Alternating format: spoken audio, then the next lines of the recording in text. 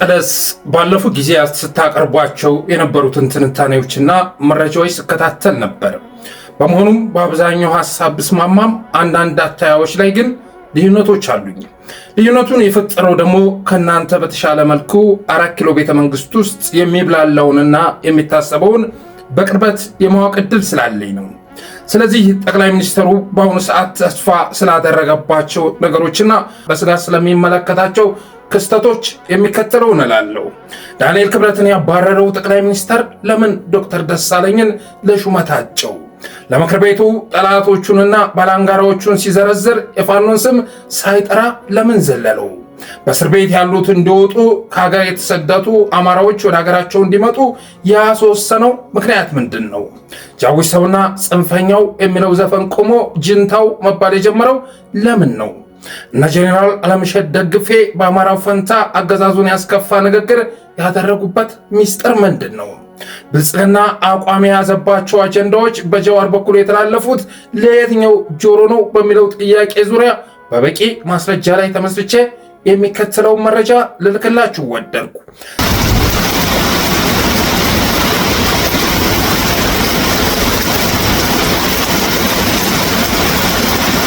ሰማይና ምድር የተገላበጠበት ጠቅላይ ሚኒስትር እሱም ከቀድሞ አቋሙ ተገልብጦ ብቸኛ ተስፋውን በአማራ ላይ አድርጓል። ኢትዮጵያን የማስተዳደር ጉዳይ እንዳበቃለት ተረድቶ ወደ ኦሮሚያ ጉያ ጠቅልሎ ለመግባት ቢሞክርም የሚደብቀው ምቹጌ አላገኘም። ከዚያ ይልቅ የተወሰኑ የወደድ አመራርን ጨምሮ የክልሉ ኤሊት አብይን በማስወገድ ስርዓቱን መታደግ በሚል መርህ ሊፈነቅሉት እየጣሩ መሆኑን ተረድቷል። ከሁሉም በላቀ መልኩ የኦሮሞን ጥቅም እያስከበርኩ ነው ብሎ ቢያምንም ብለውም በኢትዮጵያውያን የተጠላሁት የኦሮሚያን ጥቅም ለማስከበር በመንቀሳቀሴ ነው ብሎ በጽኑ ቢያምንም በአደጋ ጊዜ ግን የኦሮሞ ልሂቃን እሱን ገፋ አድርገው ስርዓቱን ለመታደግ እየጣሩ መሆናቸውን ከተረዳ ዋላ ደር ብሏል። ከዚህ ባለፈ ደግሞ በተበታተነ መልኩ በሀገር ውስጥ ሲንቀሳቀሱ የነበሩ ኃይሎች ከሌሎች የቀጠናው ኃይሎች ጋር መሰባሰብ መጀመራቸው ከመቃብር አፋፍ ላይ የመቆም ስሜት እንዲሰማው አድርጎታል። ከነዚህ ኃይሎች መካከልም የትኛውን ነጥዬ ጥያቄውን በመልስ ሲሆን የሚያዋጣኝ በሚል ሐሳብ ላይ ለብቻውና ከሚያምናቸው ሰዎች ጋር ሲመክር ሰንብቶ ስልጣኑን ለማትረፍ አማራ ሀገር ስር መወጠፍ ብቸኛ አማራጭ መሆኑን አምኖበታል። የመጣ ያለውን ጦርነት ያለ አማራ ሊቋቋመው እንደማይችል ተረድቶ አማራዬ ምን ልሆንልህ በሚል አስተሳሰብ ለማደግደግ ቆርጦ ተነስቷል። በጦር ሜዳውም ሆነ በሚዲያው እየፈተነኝ ያለው የአማራው ኃይል ስለሆነ ይሄ የተረገመ ኃይል ባልተለመደ መልኩ የአቋም ለውጥ አድርጎ ሌሎች ኃይሎችን ሰብስቦ በማምጣት ሳይበላይ በፊት አንጀቱን ቀረጣጥፌ ልበላው ይገባል የሚል ቁርጠኛ አቋም ይዟል። ይህ ሐሳብ ግን በዘላቂነት የአማራን ጥያቄ በመመለስ መርህ ባለው መልኩ የመንቀሳቀስ ግብ ያነገበ ሳይሆን ለአጭር ጊዜ የፖለቲካ ትርፍን መሰረት ያደረገና እንደ ወትሮ ሁሉ ተጠቅሞ መጣልን ያለመ ነው። ልክ ከፕሪቶሪያው መልስ አዲስ ቁማር ቀምሮ ከዋጋ ሲላላስ እንደነበረው ሁሉ ከአማራ ጋር የነበረውን ጋብቻ መባደስ አስፈሪ በሆነ መልኩ እየመጣ ያለውን ጥምረት ማፍረስንና ራስን ማትረፍን መሰረት ያደረገ ነው። ይህንን ሙሉ ለማሳካትም በወርሃ ግንቦት 2 እቅድ አቅዶ ነበር። የመጀመሪያው ፕላን ያለ የሌለ ኃይልን በማዝመት ፋኖን መደምሰስና ከቀሪው ጋር መነጋገር የሚል ሲሆን፣ ሁለተኛው ደግሞ የአማራን ጥያቄ በጊዜያዊነት በመመለስ አማራን ከጎን ማሰለፍ የሚል ነበር። በመሆኑም የፋኖን ትግል ማዳከምና እጅን ጠምዝዞ ወደ ጠረጴዛ ማምጣት የሚለው የዘመቻ ፕላን ተግባራዊ ሆኖ እስከ ሰኔ 30 ድረስ ፋኖን ለውጥ በሚያመጣ መልኩ ለመደምሰስ ሰፊ ዘመቻ ቢታወጅም አልተሳካም። አዳዲስ የአማራ ሚዲያዎችን በማስፈረም እየመጣ ያለውን ጥምረት ይመራሉ ተብለው የሚገመቱ የፋኖ አመራሮች ላይ ሰፊ ስም የማጥፋት ዘመቻ ቢታወጅም እንዳሰበው አልሰመርም። በሌላ መልኩ ደግሞ አብይን ለማስወገድ እንደ ሀገር ብቻ ሳይሆን እንደ ቀጠና ሲሰባሰብ የከረመው ኃይል ወደ ተግባራዊ እንቅስቃሴ እንዳይገባ ማድረግ አልተቻለም። እናም ስልጣን ማትረፍ እስካስቻለው ድረስ ትናንት እርኩስ ያለውን ቅዱስ ከማለት የማይመለሰው ጠቅላይ ሚኒስትር የመጣ ካለው ማዕበል ለመዳን አማራንና ኢትዮጵያኒስቱን ማሽበልበል አስፈላጊ በመሆኑ ያንን ማድረግ ይገባናል በማለት ከኔ ናቸው ከሚላቸው የኦህዴድ ጓዶቹ ጋር አቋም ይዟል። ክረምቱን ተከትሎ እየመጣ ባለው ኃይል ከመጠራረግ ይልቅ ለአማራ በማደግደግ ራሳችንን መታደግ ይገባናል የሚል ቁማር አሰናድቷል። ለዚያም ነው አገራዊ ምክክር ኮሚሽኑ ያቀረባቸው አጀንዳዎችም ሆኑ የብልጽግና ማዕከላዊ ኮሚቴ በናዝሬት ውሳኔ ያስተላለፈባቸው 5 ነጥቦች ከአማራዎች ይልቅ አንዳንድ የኦሮሞ ብሔርተኞችን የሚያስቆጡ የሆኑት። እዚህ ላይ ታዲያ መታወቅ ያለበት እነዚያ ውሳኔዎች መላው ኦሮሞ ሕዝብ በቁጣ ከመቀስቀሳቸው በፊት በልዩ ልዩ ፎርማልና ኢንፎርማል መድረኮች መንግስታቸውን የሚገረስስ ኃይል እየመጣ ስለሆነ ለጊዜው አማራውን ከጎናችን ማሰለፍ ስላለብን ነው እነዚህን ውሳኔዎች የወሰነው። አጎናፍሩና ውሽንፍሩ ካለፈ በኋላ የተጻፈውን ሁሉ ቀዳደን እንጥለዋለን በመባል ላይ ይገኛል። በውጭ ለሚኖረው ኤሊትም መረጃ የማድረስ ስራ በመስራት ላይ ይገኛሉ። ከዚህ ባለፈ ግን ከቅርብ ጊዜ ወዲህ ታዝባችሁ ከሆነ መላው የብልጽግና ጋዜጠኞች፣ አክቲቪስቶችና ካድሬዎች አማራ ጋር መበሻሸቃቸውንና መሳፈጣቸውን አቁመዋል። ካልሆነም ደግሞ ቀንሰዋል። ለዚህ ምክንያቱ ደግሞ ያኔ በአብይ ትእዛዝ ጁንታ የሚለው ጫጫታ በአንድ ጊዜ ቀጥ እንድል እንደተደረገው ሁሉ ጽንፈኛና ጃዊሳ እያላችሁ አማራ ማስቆጣታችሁን አቁሙ የሚል ትእዛዝ በመሰጠቱ ነው። የመከላከያ ጀነራሎችም ወደ ሚዲያ ሲወጡ አማራን የሚያስቆጡ ቃላት እንዳያወጡ በመታዘዛቸው የተነሳ እንደ ወትሮው መደፋታቸውን አቁመዋል። ለምሳሌ ያህል በቅርቡ ወደ ሚዲያ የመጣው ጀነራል አለምሸት ደግፌ ያደረገውን ንግግር ብንመለከት አውቆም ይሁን ሳያውቅ አገዛዙን እንጂ አማራውን የሚያስቀይም ቃል አናገኝበትም። ከዚህ ይልቅ ጀነራል አለምሸት ደግፌ ቲፒኤልኤፎችን እና ኦኤልኤን ገንጣዎችና ባንዳዎች አድርጎ ሲያቀርብ የአማራውን ኃይል ግን በየትኛውም መልኩ ቢሆን በዓላማ ከማይመስሉት ኃይሎች ጋር ዘመተብን በማለት ከሁለቱም የተሻለ ኃይል አድርጎ ያቀርበዋል። ፊልድ ማርሻል ብርሃኑ ጁላ ከሰሞኑን ከመኮንኖች ምረቃ ላይ ተገኝቶ ባደረገው ንግግርም የጽምዶ ባለቤት የግብፅ ገዥ መደብ ነው፣ የሌላው ድርሻ መላላክ ነው ብሎ ቢናገርም የፋኖን ስም ግን አንድ ቦታም ላይ አላነሳም። ከዛ ባሻገር በአንድ በኩል ኢትዮጵያዊ ነን ለኢትዮጵያ እናስባለን የሚሉትም አክራሪ የአማራ ናሽናሊስቶች ፋኖ በሚባል የሚጠሩት እነዚህም ከአገሪቷ ብሔራዊ ፍላጎት ውጪ ከሌሎች የውጭ ኃይሎች ጋር እየተጣመሩና በፍጹም በዓላማ ከማይገናኙት ከቲፒኤልኤፍ አክራሪ አመራር ጋር ጭምር እየተቀናጁ ኢቭን ኦሮሚያን ከኢትዮጵያ ለመነጠል ከሚታገለው የሸኔ ከሚባለው የሆነ ክንፍ ጋር ጭምር እየተቀናጁ የሚሰሩበት ሁኔታ ነው እየታየ ያለው። ከሁሉም በላይ ደግሞ አብይ ታክቲካሊ አቋም ለውጥ ለማድረግ መገደዱን የሚያሳየው በፓርላማ ቀርቦ ያደረገው ንግግር ነው። በዚያም የፓርላማ ንግግር ላይ ጠቅላይ ሚኒስትሩ ህወሓትንና ኦነግን ሲወርፋቸውና ሲዝትባቸው ከእነሱም አልፎ ኤርትራና ሱዳን ላይ ጣቱን ሲቀስርባቸው የፋኖን ስም ግን አንድም ቦታ ላይ ከማንሳት ታቅቧል። ህወሓቶችን በ17 መርፌ የጠቀመው ቁምጣን ሲዘፍንባቸው ጡረተኞች፣ ቅማላሞች፣ ቁመቀሮች፣ አዛውንቶች፣ ምርኮኞች፣ የሱዳን ቅጥረኛ ወታደሮች እያለ ሲዘርፋቸው ኢሳያስንና ሻዕቢያን ጠማማ የመሳሪያ እጀታዎች፣ ባንዳ ቀፍቃፊዎች፣ የኢትዮጵያ ችግር ፈጣሪዎች እያለ ሲዝትባቸው ኦላንና ኦነጎችን እንደ ዳውድ ኢብሳ ተከብራችሁ መኖር እንጂ አገር ማስተዳደር የሚያስችል ከዘመኑ ጋር የሚሄድ አቅም የላችሁም እያለ ሲያሾፍባቸው፣ ፋኖን ግን አንድም ቦታ ላይ ለማስፈራራት ይቅርና ስሙን ለመጥራት ሳይደፍር አልፎታል። እንኳን ሻዕቢያና ወያኔና ሱዳን ሌላም ቢጨመር በኢትዮጵያ ሉዓላዊነት ቅንጣት ታክል ስጋት የለም። ቅንጣት ታክል ሰዎች ባፈጀ ስልት ድሮ በሰራ ስልት አሁን ለመጠቀም መሞከር ጠቃሚ አይደለም። ምክንያቱም ያኔ ስልቱ የሰራው በሸበጥ ጮፈሬ የላስቲክ ጫማ መሄድ የፈለገ መቅመል የፈለገ መራብ የፈለገ ቢገባውም ባይገባውም ወስዶ የተከተለ ኃይል ነበረ። አሁን ግን 22 እና መገናኛ ህንፃ አስቀምጠህ እዛ በመቀመጥ አይሆንም ማለት ነው። ይህም ሁኔታ አብይ አህመድ ራሱን ለማትረፍ አማራ ጉያ ውስጥ መወጠፍ ማቀዱን የሚገልጽ ነው።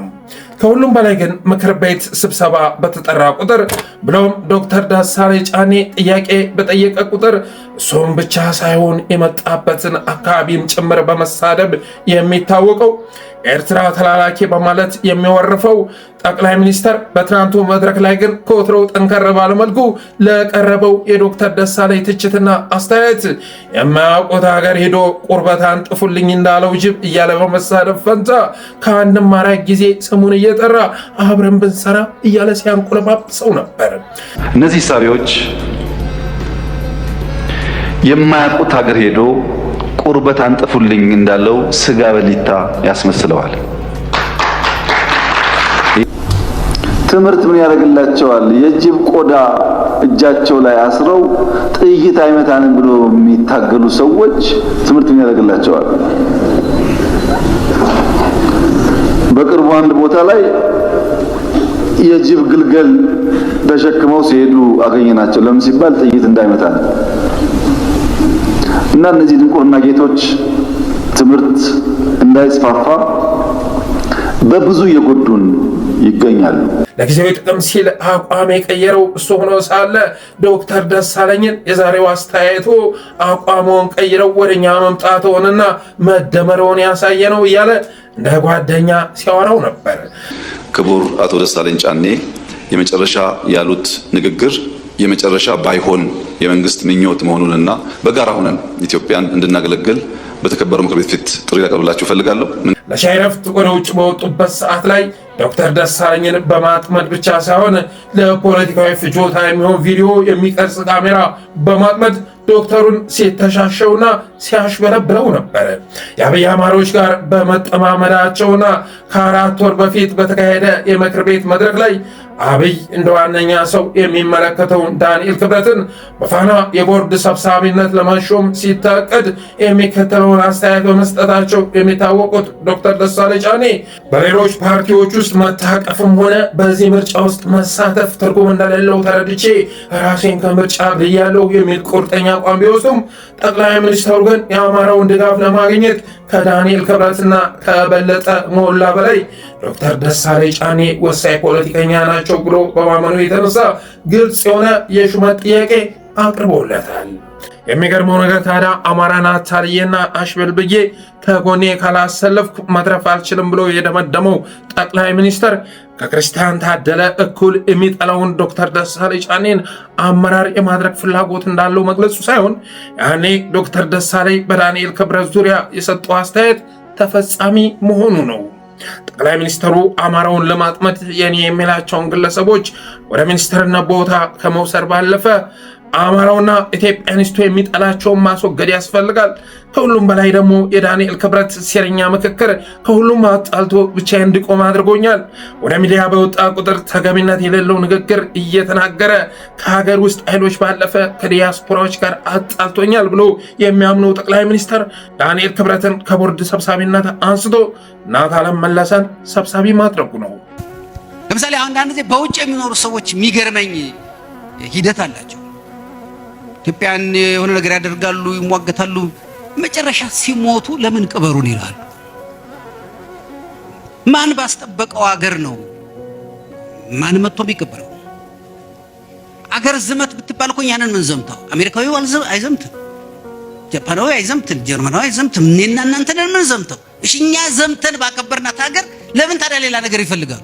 አስገራሚው ነገር ከወራት በፊት ዳንኤል ክብረትን ከስልጣን በማንሳት የዶክተር ደሳለኝን የቅድመ አስተያየት ተግባራዊ ያደረገው ጠቅላይ ሚኒስትር ከምክር ቤት አዳራሽ የተገኘው አቶ ዳንኤል ክብረት ሾህ ላይ የተቀመጠ ይመስል መቀመጫውን እስኪቆረቆረው ድረስ ያቁነጠነጠ የሹመት ጥያቄ ማቅረቡ ነው።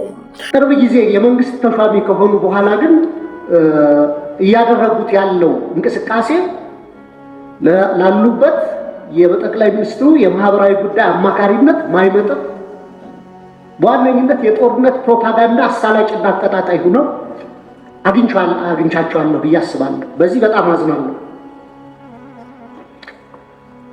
ይህ ጉዳይ ባይዘወይ የእኔ ጀጅመንት ብቻ ሳይሆን የአሜሪካ ስቴት ዲፓርትመንትም አደገኛና አሳሳቢ ፕሮፓጋንዳ የሚቀሰቅሱ ብሎ ከዚህ አይነት ድርጊታቸው እንዲታቀቡ ብሎ መግለጫ ያወጣባቸው ናቸው።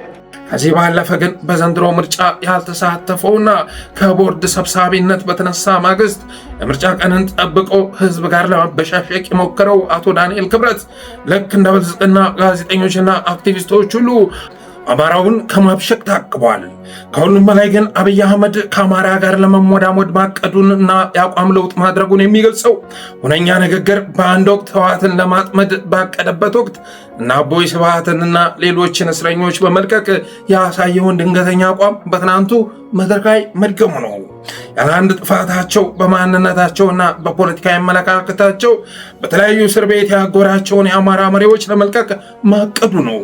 ይህም ሁኔታ ከየትኛውም ውሳኔ በላይ የሚደገፍ ቢሆንም ዓላማው ግን አማራውን አቅፎ ምክክሩን ማሳካት ሳይሆን አማራን ተደግፎ እየመጣ ካለው አደጋ ለማምለጥ ከማቀድ የሚቀዳ ነው።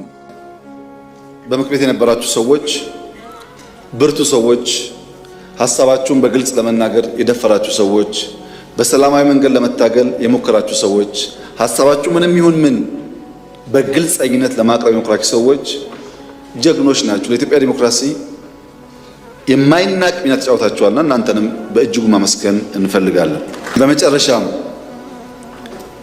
በተቻለ መጠን በእስር ላይ ያሉ ሰዎች ለመፍታት፣ በውጭ ሀገር ያሉ ሰዎች በይቅርታ ለማስገባት፣ ጫካ ያሉ ሰዎች በይቅርታ ለማስገባት ለመተው ልባችን ሰፊ መሆን ይኖርበታል። የምንተው ለኢትዮጵያ ነው። ለኢትዮጵያ ሲባል ልክ ለውጡን ስንጀምር የነበረው አይነት አፕሮች መከተል ያስፈልጋል። ሲዘልፈው የኖረውንና ዳንኤል ክብረት የቀብር ቦታ የከለከለውን ዲያስፖራ ስለመታረቅ ሲያወራ የተሰማውም ከጦር ሜዳውም በላይ በሚዲያው ዘርፍ ከባድ ጉዳት ያደረሰበትን እንደ እናቱ ገዳይ መርዞ የያዘውን እሱን የሚያስወግድ ጥምረትን ሁሉ የሚያበረታታውንና በውጭ የሚኖረውን ኢትዮጵያን ስታይል አንጀት ለመብላት አቅዶ ነው።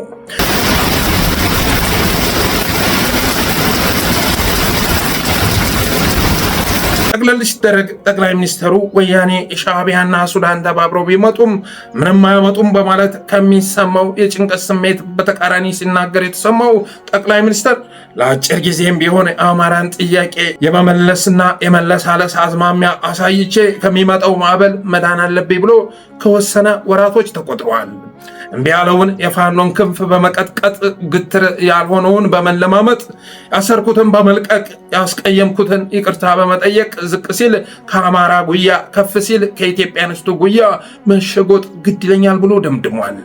ስለዚያም ነው ከፓርላማ አባላት ለተነሱ ጥያቄዎች መልስ ሲሰጥ ህወሓቶችን እና ኦነጎችን ሻዕቢያዎችን ሲሰረጥጥ ፋኖን ሳያንጓጥጥ ያለፈው። ለዚያም ነው በእስር ቤት ያሉትንም ከሀገር ውጭ ያሉትንም በይቅርታ በመፍታትና ወደ ሀገር ቤት በመጥራት የተሻለ ሰላም መፍጠር ይገባል ሲል የተሰማው። ለዚያም ነው ዳንኤል ክብረትን ከቦርድ ሰብሳቢነት የሻረው። ለዚያም ነው ዶክተር ደሳለኝን አብረን እንስራ ሲል የተሰማው። ለዚያም ነው ጃዊሳ የሚለው የነዘንዘሪጡ ፍረጃ ጋብ ያለው። ለዚያም ነው የብልጽግና አክቲቪስቶች ዘመቻ ህወሓትና ትግራይ ላይ እንዲያተኩር የተደረገው። ለዚያም ነው የነጌታቸውና የነጻድቃን ቃለ መጠይቅ በትግራይ ላይ ብቻ እንዲያጠነጥን የሆነው። ለዚያም ነው የምክክሩ አጀንዳዎች ለአማራ ጆሮ እንዲስማሙ የተደረገው። ለዚያም ነው በነጃዋር በኩል የወጣው የናዝሬቱ የብልጽግና ጉባኤ ውሳኔዎች ለኢትዮጵያኒስቱ ተላላ ልብ የሚጥሙ ሆነው የቀረቡት። የሚገርመው ነገር ታዲያ ይሄ ሁሉ የአቋም ለውጥና በሌላ መልክ መገለጥ ዋነኛ ዓላማው አገርን ህልውና ማስቀጠል ከዘረኝነትና ከብሔርተኝነት ጸድቶ ሁሉንም ዜጋ በእኩል ዓይን ከማገልገል ከጦርነትና ከግጭት ህዝብን ከመገላገል የሚቀዳ ሳይሆን እየመጣ ካለው አደጋ አብይንም ኦህዴድንም ለመታደግ አማራን ማሽበልበልና ማታለል ወሳኝ ነው ተብሎ በመታመኑ ነው። ያኔ ጌታ ኢየሱስ እና አቦይ ስብሃትን ልቀቅ ብሎሃል ያሉትና እኛም ስንሰማ ደንግጠናል ያስባሉት የአብይ ኮከብ ቆጣሪዎች ራእይ አይተው ሳይሆን እየመጣ ያለውን ኃይል ተንትነው ጌታ ኢየሱስ ያለ በቂ ምክንያት ያስቀየምከውን አማራ የታረከው ቀን እታረቃለሁ ብሏል የሚል መልእክት በማስተላለፋቸው ነው ይላል የደረሰ መረጃ። ሰሜን ላይ ያለው ዘንዶ አናቱ ሲቀጠቀጣየው በሚል ትንቢት የአዲስ አበባ መሬት ሲቀራመቱ የከረሙት የአብይ ልጆች የሰሜኑ ዘንዶ ወደ መሃል ሀገር መምጣት ፈልጎ ሲቁነጠነጥ ይታየኛል፣ ዘንዶውን የመግደያው ዱላም አማራ እጅ ላይ ይታየኛል።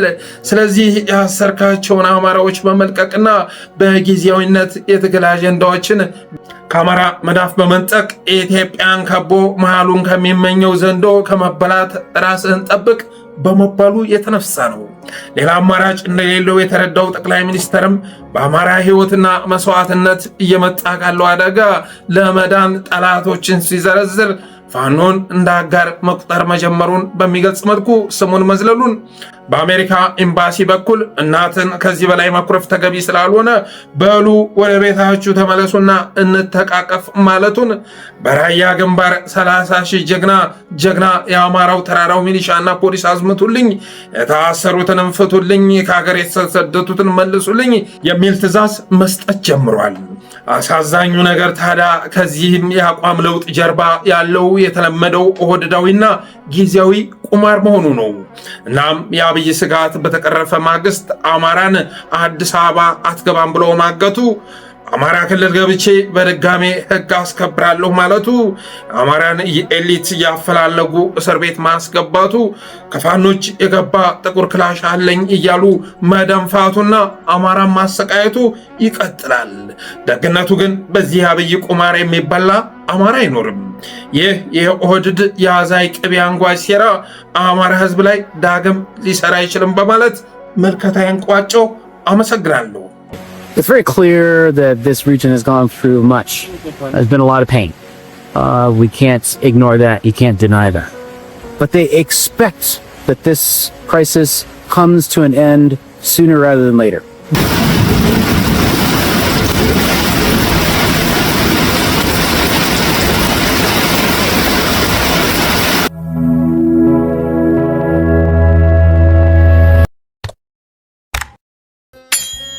በቅድሚያ ያቀረብነውን ልዩ ዝግጅት እንደወደዳችሁ ተስፋ እናደርጋለን። እንግዲህ የተላከልን መረጃ እና መነሻ ጽሑፍ መሰረት በማድረግ በራሳችን አጠናክረን አሳማኝም ሆኖ ስላገኘነው ያቀረብነው ነው። አብይ አህመድ ቃል በቃል ተናግሯል። ቃል በቃል እንደተናገረው የስልጣን ሽግግር እንደተደረገ ሰሞን የነበረውን ድባብ ለመመለስ አቅዷል። ራሱ በአንደበቱ የተናገረው ነው። እንደገና ኢትዮጵያኒስቱን መጋለብ፣ አማራውን መጋለብ ከጅሏል። ምክንያቱም አደጋን ዣቦበታል። አብይ አህመድ ብዙ ጊዜ ፍርሃት ሲሰማው ጀግና ሆኖ ይታያል። ጭንቀት ሲሰማው መረጋጋት የሚታይበት ሰው ሆኖ ይከሰታል። ይሄ የተለመደ ዘይቤው ነው። በመሆኑም ትናንት ፓርላማም ላይ ምንም ስጋት ያልተሰማው ፍርሃት ያልተሰማው መስሎ ቢታይም ከባድ የሆነ አደጋ እንደመጣበት አብይም ያውቃል፣ ፓርቲውም ያውቃል፣ ህዝብም ያውቃል። በመሆኑም ከዛ አደጋ ለመዳን አማራው ጋር እንደገና መታረቅ ያስፈልጋል። አማራውን ማቅረብ ያስፈልጋል። አማራውን ማባበል ማሽበልበል ያስፈልጋል ብሎ አምኗል። ይህንን የሚያሳየው እንግዲህ ትናንት የፓርላማ ንግግር ላይ ብዙዎቹን ሲዘልፍ ነበረ፣ ብዙዎቹን ሲከስ ነበረ። የፋኖን ስም ግን ሳይጠራ አንድም ቦታ ላይ ሳያነሳ አልፎታል። ይህንን አንዳንዶች እንደ ንቀት ቆጥረውታል። ፋኖን ኃይል አፋብህንን እንደሌለ ስለቆጠረው ነው ስለናቀው ነው የሚሉ አሉ። እውነቱ ግን እንደዛ አይደለም። እንደዛ ሳይሆን አማራውን ከጎን ማሰለፍ ያስፈልጋል ብሎ በማቀዱ የተነሳ ነው። የአብይ ጀኔራሎችም ያደረጓቸውን ንግግሮች ስትመለከቱ የአፋብንን ስም በጥንቃቄ ነበር ሲጠሩ የነበረው እና ለመሸት ደግፌ ከኦኤልኤ እና ከቲፒኤልኤፍ የተለየ ኃይል ኢትዮጵያን ስታይል አድርገው በዓላማ ከማይገናኛቸው ኃይሎች ጋር ግንኙነት መሰረተብን እያሉ ሲያለቅሱ ተሰምቷል። እነ ዳንኤል ክብረት ጃዊሳ የሚል ትርክት እንዲያቆሙ ተደርጓል። ስንሰማ እኛም ደንግጠን ነበር። እንደተባለው ሁሉ የአማራ ፖለቲካ እስረኞች ይፈቱ ተባለ። ዳንኤል ክብረትን ከቦርድ ሰብሳቢነት ያነሳው ጠቅላይ ሚኒስትር ዶክተር ደሳለኝ ጫኔን ካልሾምኮ እያለው ይገኛል እና እነዚህ ሁሉ ነገሮች ስትመለከቱ አብይ አህመድ ያለፈውን ጊዜ መመለስ ፈልጓል። ያኔ የለውጡ ሰሞን የስልጣን ሽግግር እንደተደረገ ሰሞን የነበረውን ድባብ ለመመለስ አቅዷል። ይህንንም ቃል በቃል የተናገረው ነው። ለመፍታት በውጭ ሀገር ያሉ ሰዎች በይቅርታ ለማስገባት፣ ጫካ ያሉ ሰዎች በይቅርታ ለማስገባት፣ ለኢትዮጵያ ሲባል ልክ ለውጡን ስንጀምር የነበረው አይነት አፕሮች መከተል ያስፈልጋል። ያ የለውጡ ሰሞን የነበረው ድባብ ምን አይነት ነው ከተባለ አብይ አህመድ ለጥ ብሎ ከፓርቲው ጋር ለጥ ብሎ የአማራ ኤሊት ኢትዮጵያኒስቱ ኃይል ሲወራጭ የሚያድርበት ነበር። መንክት አንክት እያለ የትዊተር ዘመቻ በራሱ እያቀጣጠለ ብልጽግናን ለመታደግ የሚንደፋደፍበት ጊዜ ነበር። መከላከያ ማስታወቂያ መለጠፍ ብቻ ነበር አብይ የሚጠበቅበት። ከዛ በኋላ አማራውን መቀስቀሱ የአማራ ኤሊት ኃላፊነት ነበር፣ የኢትዮጵያኒስቱ ኃላፊነት ነበር።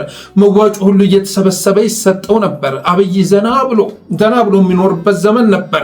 አማራ ኤሊት ጋር ከተጣላ በኋላ ግን ኢትዮጵያኒስቱ ጋር ከተጣላ በኋላ ግን አብይ አህመድ እረፍት እና እንቅልፍ የናቀው መሪ ሆነ። ሰላም የቸገረው መሪ ሆነ። መረጋጋት ተሳነው። ሐቁ ይሄ ነው አባቴ፣ ሐቁ ይሄ ነው። እና የአማራውንና የኢትዮጵያኒስቱን ጉልበት የተረዳበት ጊዜ ተከስቷል። አሁን ላይ ታዲያ ከጎኑ ለማሰለፍ ሲያቅድ በዘላቂነት ኢትዮጵያን ማትረፍ ያስፈልጋል፣ ወደ ጤናማ መስመር መግባት ያስፈልጋል በሚል አስተሳሰብ አይደለም። ጊዜያዊ ቁማር ነው፣ ኦህዴዳዊ ቁማር ጠንስሶ ነው የመጣው። ይህን አደጋ ካለፈ በኋላ ደግሞ እንደገና የአማራን ኤሊት ዛሬ ፈትዋለሁ ያለውን እየሰበሰበ እስር ቤት ሲያስገባ እናያለን። አማራውን አዲስ አበባ አትገባም እያለ ሲያገት እናያለን። አሊዶሮ ላይ ዛሬም የተለያዩ ቦታዎች ላይ ጭፍጨፋ እየተካሄደ ይገኛል። ስለዚህ አብይ አህመድ ለጊዜው አማራውን ካልተደገፍኩ በስተቀር እየመጣ ያለውን ማዕበልና ውሽንፍር ማለፍ አልችልም ብሎ በማሰቡ የተነሳ አማራ ነገር እየላሰ ቢሆንም ይሳካለታል ብዬ አላስብም። ነገ ወደ ጥፋቱ እንደሚመለስ አብዛኛው የአማራ ኤሊት ያውቃል። ለአማራ ህዝብ ዛሬ ልትደገፉ ይቅርና አስፈሪ ኃይል ሆኖ እየመጣ ያለው አማራው ነው አባቴ። ጽምዶ በለው ጥምረት በለው ካውንስል በለው አማራ ኤሊት የዛ ጥምረት ቀያሽ እንጂ ተቋዳሽ አይደለም። ይህንንም አብይ አህመድ ይረዳል ብዬ አስባለሁ። ያለፈን ጊዜ አብይ አህመድ መመለስ ከቻለ ያኔ ስልጣን ሽግግር እንደተደረገ ሰሞን የለውጡ ሰሞን የነበረውን ድባብ መመለስ ከተቻለ ያለፈ ልጅነት ይመለሳል፣ ያለፈ ወጣትነት ይመለሳል፣ ያለፈ ህይወት ይነሳል። መቃብሩን ፈንቅሎ ማለት ነው። እኔ እንደዛ ነው የምቆጥረው። በምንም መልኩ ቢሆን የአብይ አህመድ ያለፈ ዘመን ሊመለስ አይችልም። ያ መመለስ ካለበት እና አምባቸውና ጄኔራል አሳምነው ጽጌ መቃብራቸውን ቆንፍረው መውጣት አለባቸው። እነ ኢንጂነር ስመኘው መቃብራቸውን ቆንፍረው መውጣት መቻል አለባቸው። ወዳለፈው ዘመን መመለስ ከተቻለ ታይም ትራቨል የሚታሰብ አይደለም። ወደኋላ መመለስ የሚቻል አይደለም። 3 ሚሊዮን ነፍሳት ቀረጣጥፈ ከበላ በኋላ ብዙ ውድመት ካደረስክ በኋላ ጠላት መሆንን ካሳየ በኋላ የትኛውም ውጫዊ ጠላት ቢመጣ ያንተን ያህል ክፋት፣ ያንተን ያህል አላመነኝነት፣ ያንተን ያህል ጨካኝነት እንደሌለው ካሳየህም በኋላ እንደገና አብቹ እያልን ወደምንዘምርበት ዘመን ልትመልሰን ታቅዳለህ ማለት ነው። በጣም እኮ ነው የሚገርማችሁ። ወደ በፊቱ ድባብ መመለስ ስለሚያስፈልግ ብሎ ሲናገር ፈገግ ብያለሁ። በተረፈ ግን ምንም ይሁን የአማራ እህት ወንድሞቻችን እስር ቤት ያሉ እነ መስከረም አበራ፣ ክርስቲያን ታደለ፣ ብዙዎቹና አባይ ዘውዱ፣ ዳዊት በጋሻው፣ ጎበዜ ሲሳይ የመሳሰሉ ወንድሞቻችን እህቶቻችን መፈታታቸው የሚደገፍ ነው። በተረፈ አንዳንዶች አብይ አፋብንን ፋኖን የዘለለው ስሙን ሳይጠራ በትናንትናው መድረክ ላይ ያለፈው ስለናቀው ነው ቢሉም እውነቱ ግን እንደዛ አይደለም። አብይ ብዙ ጊዜ ከሚሰማው ስሜት በተቃራኒ መከሰት ደስ ስለሚለው ነው። ዋነኛ ትኩረትም መደረግ ያለበት ህወሓት ላይ ተብሎ በመታሰቡ የተነሳ ነው። በአንድ ወቅት ጁንታ የሚለውን ቃል እንዳትጠሩ የሚል ትዕዛዝ ለሚዲያዎች ያስተላለፈው ጠቅላይ ሚኒስትር አሁን ደግሞ ጃዊሳ የሚለውን አቁሙትና ወደ ጁንታ ተመለሱ በማለቱ የተነሳ ነው። ዘመቻውን እያያችሁት ነው አይደለም? ዘመቻውን እያያችሁት ነው። ህወሓት ላይ ነው አሁን ላይ ዘመቻ የታወጀው። የአማራው ጉዳይ ይቀስቅስ ስለተባለ ነው። አብይ አህመድ እንዴት ነው ሊንቀው የሚችለው? አባቴ በትግል ሜዳው ተው፣ በሚዲያው ራሱ እኮ እየፈተነው ያለው የትኛው ነው? ህወሓቶች ናቸው እንዴ? የህወሓት ኃይል ዲጂታል ወያኔ ምናምን የምትለው እኮ አይደለም፣ የአማራ ኤሊት ነው፣ ኢትዮጵያኒስቱ ነው። በሚዲያውም ኃይል አብይ አህመድን ከህዝብ ነጥሎ ለብቻው ያቆመው የሰራውን ነገር በሙሉ ወደ አደባባይ እያወጣ ለህዝብ እያደረሰ ረባሽ የሆነበት እኮ ሚዲያውን ዘርፍ ላይ ስትመለከት የአማራ ኤሊት ነው፣ ኢትዮጵያኒስቱ ነው። ህወሓቶች እንደውም በፖለቲካ እንትናቸው አሁን ላይ በጣም ተዳክመዋል ማለት ይቻላል። ብዙ ኃይል አብይ አህመድ ማግኘት ችሏል፣ ብዙ ባንዳ ማግኘት ችሏል። አማራ ላይ ግን ብዙ ባንዳ ቢያገኝም እነዛ ባንዳዎች የተተፉ ከህዝብ የተነጠሉ በመሆናቸው የተነሳ አሁን ላይ እነበለጠ ሞላ የመሳሰሉት እንደማያገለግሉ ተረድቷል። አብይ አህመድ እነ ዳንኤል ክብረት እንደማያገለግሉ ተረድቷል። እንደ ዶክተር ደሳለኝ ጫኔ ያለውን ሳብ አድርጎ ወደ ስልጣን ማምጣት፣ እነ ክርስቲያን ታደለም መፍታት ምናምን መፍትሄ መሆኑን ተረድቷል። ስለዚህ ስም ሳይጠራ የቀረው አማራውን ካልተደገፍኩ አማራው ካልደገፈ በስተቀር ይህን ጊዜ ማለፍ አልችልም ብሎ በማመኑ የተነሳ የአቋም ለውጥ ስላደረገ እንጂ ከንቀት የሚመነጭ ነው ብዬ አልወስደውም። በተረፈ አብይ አህመድ ድርድር እያቀደ ቢሆንም ከአማራ ጋር ድርድር ለማድረግ እያቀደ ቢሆንም የአሜሪካ ኤምባሲ በኩላናነት ጥረት ቢያደርግም አልተሳካለትም። እርግጥ ነው ቁርጥራጭ አይጠፋም፣ በየቦታው ቁርጥራጭ አይጠፋም። ትናንትናም የደረሱን የድምፅ ቅጂዎች ነበሩ። በተለይ ደግሞ የሆነ ሰዓት ላይ ወደ አገዛዙ ከገቡ በኋላ ተልኳችንን ጨርሰን ተወተን ተመለሰን ያሉ ኃይሎች አሁንም ሌላ ኃይል ይዘው ወደ አገዛዙ ለመግባት ጥረት የሚያደርጉ ቁርጥራጮች መኖራቸውን እንረዳለን። ጃያንት የሚባሉት ግዙፍ የሚባሉት እንደ አድባር የምንመለከታቸውና ግዙፍ ኃይል የሚመሩት ኃይሎች ግን ከሌሎች ኃይሎች ጋር ተጣምረን ይህን አገዛዝ እናስወግዳለን።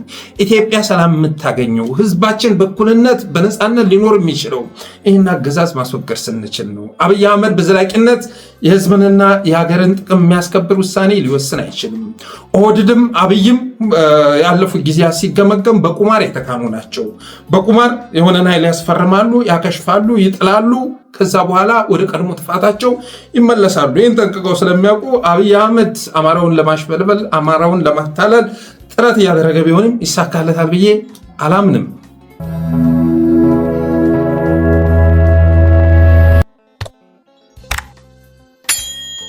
ከዚህ ጋር በተገናኘ እንግዲህ አብይ አህመድ አማራውን እንደገና ከጎኑ ለማሰለፍ ጥረት እያደረገ ቢሆንም እንደማይሳካለት አመላካሽ ነገሮች እየታዩ ይገኛሉ። ለምሳሌ ያህል ዶክተር ደሳለኝ ጫኔን በትናንትናው ዕለት ዳንኤል ክብረት የተቀመጠበት ወንበር እሾህ ሆኖ ምቾት እስኪነሳው ድረስ አብረን እንድንሰራ ፈልጋለሁ እያለ ጥሪ ሲያቀርበው ማለት ነው። ዳንኤል ክብረት እንዲቁነጠነጥ ነበር እና እንደዚህ አይነት ጥሪ ቢያደርግም ዛሬ ግን ዶክተር ደሳለኝ ጫኔ ተገቢውን መልስ ሰጥቷል። ለህዝብን መልእክት አስተላልፏል። እንዲህ ይላል። ላለፉት 5 አስቸጋሪና ፈታኝ ዓመታት ከ2014 እስከ 2018 ዓ.ም በህዝብ ተወካዮች ምክር ቤት ውድ ህዝባችንን በመወከል ያደረግሁትን የፓርላማ ቆይታ ትናንት በይፋ አጠናቅቄያለሁ። ይህ ምዕራፍ ሲጠናቀቅ ወደዚህ የህዝብን አገልጋይነት ያመጣኝንና ያለፍኩበትን 10 ዓመታት የማህበረሰብ አገልግሎትና የትግል ጉዞዬን መለስ ብዬ የምመለከትበት አጋጣሚ ሆኖኛል። ወደ ፖለቲካ ህይወት ከመግባቴ በፊት በዩኒቨርሲቲ ከነበረኝ ማስተማርና ኃላፊነት ጎን ለጎን ለ2 ዓመታት በጣና ሐይቅ ላይ የተከሰተውን የእምቦጭ አረም ትኩረት እንዲያገኝ በአክቲቪዝም እና ሀገር በቀል የሲቪክ ማህበረሰብ በመመስረት በግንባር ቀደምትነት መርቻለሁ። ባለፉት 8 ዓመታት ደግሞ በኢትዮጵያ ፖለቲካ ውስጥ ከፓርቲ ምስረታ እስከ ከፍተኛ አመራርነት በተለይ ደግሞ ባለፉት 5 ዓመታት በፓርላማ አባልነት ድምፅ ለሌላቸው ወገኖቼ እውነተኛ ድምፅ መሆን በመቻሌ የተሰማኝ ክብርና ኩራት የላቀ ነው።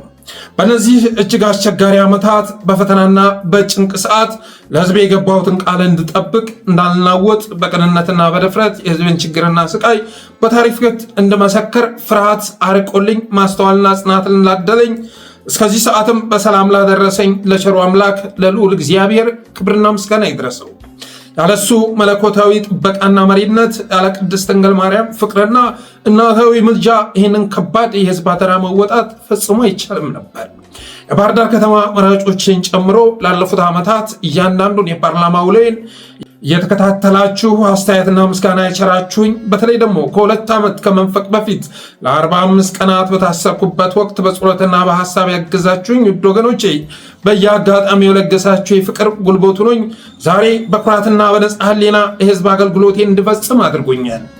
የህዝብ አገልጋይ መሆን ምንኛ መታደልና ታላቅ ክብር እንደሆነ በተግባር ያየሁበት አጋጣሚ ነው። በምክር ቤቱ ቆይታዬ በሐሳብ ለደገፋችሁኝ፣ በሰለጠነ መንገድ አክብሮታችሁን ለገለጻችሁልኝ የተለያዩ ፓርቲዎች የምክር ቤት አባላት፣ ለህዝብ ተወካይ ምክር ቤት አመራሮች፣ ለምክር ቤት ጽሕፈት ቤት ሰራተኞች፣ የምክር ቤቱን ውሎና በታማኝነት ለዘገባችሁ ጋዜጠኞችና የሚዲያ ተቋማት እንዲሁም ለቅርብ የትግል አጋሮቼ በሙሉ ያለኝ ምስጋና የላቀ ነው። በትናንትናው የምክር ቤቱ ጉባኤ ላይ ክቡር ጠቅላይ ሚኒስትር አብረን እንስራ በማለት ላቀረቡልኝ ጥሪና ለአሳዩኝ አክብሮት ከልብ የመነጨ ምስጋናዬን አቀርባለሁ። ከጉባኤው መጠናቀቅ በኋላ ጥያቄ ያቀረብን የተቃዋሚ የምክር ቤት አባላት በክቡር ጠቅላይ ሚኒስትሩ ጋር በነበረን የችግኝ ተከላ መርሃ ግብር ላይም በ7ኛ ዙር ምርጫ በባህር ዳር ከተማ ለመወዳደር ተመዝግቤ ቢሆን ኑሮ እጩ ላለማቅረብ ወስነው እንደነበር ገልጸውልኛል። በምክር ቤቱ ሳነሳቸው የነበሩ ሀሳቦች ጠቃሚ እንደነበሩ በትኩረት እንደሚወስዷቸውና በምክር ቤቱ ብቀጥል ፍላጎታቸው እንደነበር የገለጹልኝን ሀሳብም በበጎ ጎኑና በቅንነት ተመልክቼዋለሁ። ይሁን እንጂ ላለፉት 10 ዓመታት የህዝብን አደራ ለመወጣት ካደረግኩ ከፍተኛ ጥረትና ድካም በኋላ አሁን ባለው ሁኔታ ውሳኔ በሙያ ሀገሬን ለማገልገልና ጎን ለጎን ደግሞ ወደ ግሉ ሴክተር በመግባት የማስባቸው የስራ ውጥኖች ስታርታፕስ ላይ ለማሰማራትና ለቤተሰቦቼ በቂ ጊዜና ትኩረት መስጠት መሆኑን በታላቅ አክብሮት ለመግለጽ እወዳለሁ። ከዚህ የፓርላማ ተሳትፎ የማጠናቀቂያ መንግስት ራሴን ከማንኛውም ቀጥተኛ የፖለቲካ እንቅስቃሴ የማገል ሲሆን ለጊዜው በማንኛውም የፖለቲካ ፓርቲ ውስጥ በአባልነትም ሆነ በደጋፊነት የማልሳተፍ መሆኑን በይፋ አሳውቃለሁ። ይሁን እንጂ ፖለቲካዊ ተሳትፎ ቢያበቃም የአማራን ህዝብ አንድነት በሚያጠናክሩ የአማራን ህዝብ ከሌሎች ወንድሞቹ ጋር ያለውን አብሮነትና መስተጋብር በሚያሳድጉ እንዲሁም የኢትዮጵያውያንን ኑሮ በሚያሻሽሉ ማህበራዊና ሀገራዊ ጉዳዮች ላይ በሙያዬ ማድረግ የሚችለውን አስተዋጽኦ ሁሉ አደርጋለሁ። ለሀገሬ ዘላቂ ሰላም፣ ለእውነተኛ ብሔራዊ ውይይትና እርቅ እንዲሁም ለዜጎች የኑሮ ሁኔታ መሻሻል ያለ መሻት አሁንም ወደፊትም ጽኑ ነው። እግዚአብሔር ኢትዮጵያና ህዝቦቿን ይባርክ። በአዲሱ የ2019 ዓ.ም ለሀገራችን እውነተኛ የሰላም የፍቅርና የተስፋ ዘመን ይሁንልን ይላል ዶክተር ደሳለኝ ጫኔ ያስተላለፈው መልእክት። ስለዚህ የአብይን ግብዣ አልቀበልም የሚል መልእክት አስተላልፏል። ትናንትና አብይ አህመድ ከፓርላማ ሲወጣ ለሻይ ረፍት በወጡበት ሰዓት ላይ ካሜራ አስጠግኖ ዶክተር ደሳለኝ ጫኔን ሲተሻሸው የሚያሳይ ቪዲዮ ለቆልን ነበር። ያም ቪዲዮ የአብይ አህመድ ስሜት ምን ያህል እንደተኮታኮተ፣ በራስ መተማመኑ፣ ለራሱ ያለው አመለካከት ምን ያህል እንደነኮተ የሚያሳይ ነው። አስበዋል? ዶክተር ደሳለኝ ጫኔ ጎን ቁሞ በመታየት መልእክት ማስተላለፍ የሚፈልግ ጠቅላይ ሚኒስትር አስበዋል? ትናንትና ብዙዎች እኮ ከሱ ጎን እየተለጠፉ ፎቶ መነሳት እንደ ክብር ይቆጥሩት ነበር፣ እንደ ዝና ይቆጥሩት ነበር። ዛሬ እሱ ትልልቅ ሰብዕናዎች ጋር እየተለጠፈ ፎቶ በመነሳት የህዝብን አንጀት ለመብላት ጥረት እያደረገ ይገኛል። በተረፈ ዶክተር ደሳለኝ ጫኔ ፖለቲካ በቃይ ማለቱን አልወደድኩትምም አልተቀበልኩትም። በኢትዮጵያ ውስጥ እየኖሩ ፖለቲካ በቃይ ማለት አይቻልም። አማራ ሆኖ በኢትዮጵያ ውስጥ እየኖሩ ፖለቲካ በቃይ ማለት አይቻልም። ዶክተር ደሳለኝ ጫኔ ጉዞ መካከል ላይ መድከም የለብህም። እንዳንተ አይነት ቁርጠኛ አማራ ለአማራ ህዝብ ያስፈልገዋል። እንዳንተ አይነት ሀቀኛ ፖለቲከኛና ቁርጠኛ አርበኛ ተብሎ የሚገለጽ ሰው የሚያስፈልግበት ጊዜ ላይ ነው የምንገኘው። በተለይ ደግሞ በኢትዮጵያ ውስጥ እየኖርክ በኢትዮጵያ ህዝብ ላይ እንዲህ አይነት ዶፍ እየወረደ ህዝብ በድሮን እየተደበደበ የሀገር ሰራዊት ዘምቶበት እየተጨፈጨፈ እንዴት ነው ከቤተሰብ ጋር ዘና ብለህ ጊዜ ልታሳልፍ የምትችለው? ይሳካልሃል ወይ? እረፍት ይሰማሃል ወይ? በቃይ ማለት ይቻላል ወይ? ኢትዮጵያ ውስጥ እየኖሩ እንኳን ኢትዮጵያ ውስጥ እየኖሩ ይቅርና ከኢትዮጵያ ወጥቶ ኢትዮጵያ ውስጥ የሚሆነውን ነገር መርሳት ይቻላል ወይ? ይቻላል? አይመስለኝም። በውጭ የምትኖሩ ዲያስፖራዎች አሁን ላይ ሰላም ይሰማችኋል? በአካባቢያችሁ በዙሪያ ያላችሁን ሰላም ብቻ እያጣጠማችሁ የኢትዮጵያን ጉዳይ ረስታችሁ መኖር ችላችኋል? እኔ አልቻልኩም። ቀንና ሌሊት ሁሌም የማስበው ተመሳሳይ ሀሳብ ነው። የአማራ ህዝብ የኢትዮጵያ ህዝብ ያለበትን ሁኔታ ማታም ጧትም ከአእምሮዬ ውስጥ አጥቼው አላቅም። ስለዚህ የሚያዋጣው ነገር ጠንከር ብሎ በምን ዘርፍ ብሰማራ ነው እንደገና ይህን ህዝብ ከህልውና አደጋ ማዋጣው ብሎ ማሰብ ነው እንጂ በቃይ ማለቱ ተገቢ ነው ብዬ አላስብም። በተረፈ እናመሰግናለን ወንድም አለም እስካሁን ድረስ በመጣህበት ጉዞ ውስጥ አካሄድህን በማሳመርህ ከህዝብ ጋር የሚስማማ አካሄድን በመምረጥ ትናንት የአብን ፕሬዝዳንት በነበርክበት ሰዓት ላይ ኃላፊነትህን ተወጥተህ በአግባቡ በማስረከብህ በፓርቲዎች ውስጥ ታይቶ በማይታወቅ መልኩ ዲሞክራሲያዊ ሽግግር በማድረግ ምንም እንኳ ከአንተ ስልጣን የተቀበሉ ቡችሎች አማራን ህዝብ ሽጠው ነክሰው ጥቅማቸውን ሲያስከብሩ ቢገኙም አንተ ግን ኃላፊነትን ተወጣል። ከነዛ ሰዎች ጋር አንተ የምትቆም አይደለም። ዛሬ ሚኒስተር እየተባሉ ቪኤት ውስጥ ምናምን ውስጥ ልናያቸው እንችላለን። ቅጡ ቪላ ውስጥ ምናልባትም እየኖሩ ሊሆን ይችላል። ግን የቆሸሸች ነፍስ የተሸከሙ ሰዎች ናቸው። ትናንት ያብንን ስልጣን ካንተ ከተቀበሉ በኋላ ፓርቲውን ከተረከቡ በኋላ ድርጅታቸውን ሽጠው ጥቅማቸውን ያስከበሩ ጓዶች አሁን ላይ ክብር የላቸውም። ካንተ ጋር የሚነጻጸር ክብር የላቸውም። ወደፊት ደግሞ ሀገር አይኖራቸውም። ይህንን በእርግጠኝነት መናገር ይቻላል። ስለዚህ ላደረግከው ነገር እናመሰግናለን። የአብን ፕሬዝዳንት ሊቀመንበር በነበርክበት ሰዓት ኃላፊነትህን በአግባቡ ተወጥተህ በማስረከብህ እስካሁን ድረስም ከህዝብ ጋር የሚስማማ አካሄድን በመምረጥ እናመሰግናለን። በተረፈ ህዝብን የካዱ ህዝብን የሸጡ ነበለጠና የመሳሰሉት ሰዎች በቪኤት እየተንቀሳቀሱ ዶክተር ደሳለኝ ጫኔ በእግሩ የሚሄድበት በታክሲ የሚጋፋበት አግባብ ሊኖር አይገባም። ስለዚህ አማራ ማህበራት ይህን ነገር በትኩረት በመያዝ ለወንድማችን ዘመናዊ መኪና እንገዛለት ይገባል። ለዶክተር ደሳለኝ ጫኔ ለህዝብ ላሳየው ተቆርቋሪነት፣ ለህዝብ ላሳየው ውግንና አንድ መኪና ይገባዋል። ይህንን የቤት ስራ ወስታችሁ ህዝቡን ያከበረ ወንድማችንን ልናከብረው ይገባል። ታማኞችን ማክበር አለብን እላለሁ።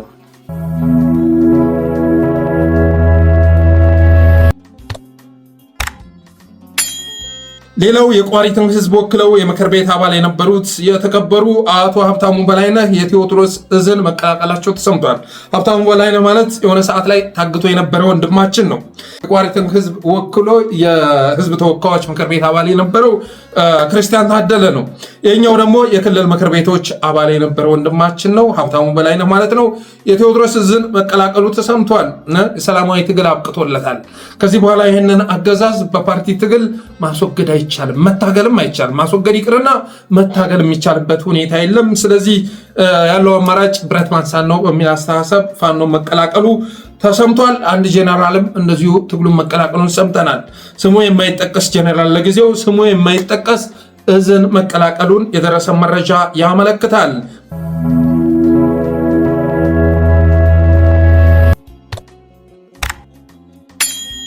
ሌላው በአርሲ ዞን አሰኮ ወረዳ ከትናንት ጀምሮ ዳግም በተቀሰቀሰ ጥቃት በህይወትና በንብረት ላይ ጉዳት መድረሱን መሰረት ሚዲያ ዘግቧል።